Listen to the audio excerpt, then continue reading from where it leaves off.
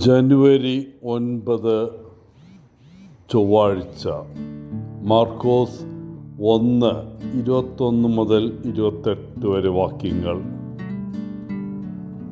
വടക്കേ അമേരിക്കൻ അൽഗോൺക്വിയൻ നാടോടിക്കഥകളിൽ നിന്ന് ഉത്ഭവിച്ച ഒരു പുരാണ ജീവിയാണ് വെൻഡിഗോ എന്ന ദുരാത്മാവ്. വെൻഡിഗോ പലപ്പോഴും ദുഷിച്ച ആത്മാവാണെന്ന് പറയപ്പെടുന്നു.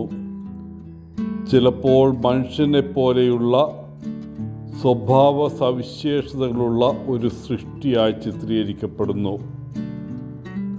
അത് അതിൻ്റെ ഇരകളിൽ അടങ്ങാത്ത വിശപ്പ്, മറ്റ് മനുഷ്യരെ തിന്നാനുള്ള ആഗ്രഹം, കൊലപാതകം ചെയ്യാനുള്ള പ്രവണത എന്നിവയ്ക്ക് കാരണമാകുമെന്ന് പറയപ്പെടുന്നു.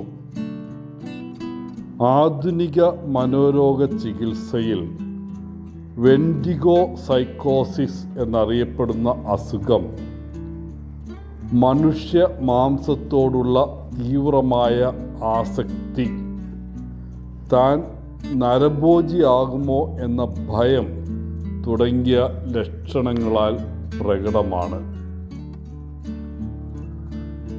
വിശുദ്ധ മർക്കോസിൻ്റെ സുവിശേഷത്തിൽ രേഖപ്പെടുത്തിയിരിക്കുന്ന ആദ്യത്തെ അത്ഭുതം ആണ് ഇന്നത്തെ സുവിശേഷ വായന. ഒരു സാബത്ത് ദിവസം കഫർനാമിലാണ് ഇത് നടക്കുന്നത്. ഇത് ഒരു ഭൂതോച്ചാടന അത്ഭുതമാണ്. കാരണം ഒരു ദുരാത്മാവിനെ യേശു പുറത്താക്കുന്നത്. ലോകത്ത് ദശലക്ഷക്കണക്കിന് ദുരാത്മാക്കളുണ്ടെന്നാണ് പൊതുവെയുള്ള വിശ്വാസം.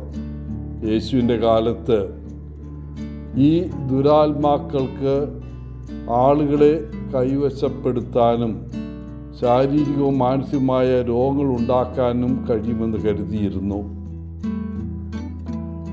ഇന്നത്തെ സുവിശേഷത്തിലെ ദുരാത്മാവ് യേശുവിനെ ദൈവത്തിൻ്റെ വിശുദ്ധ ദൂതൻ എന്ന് വിശേഷിപ്പിക്കുന്നു.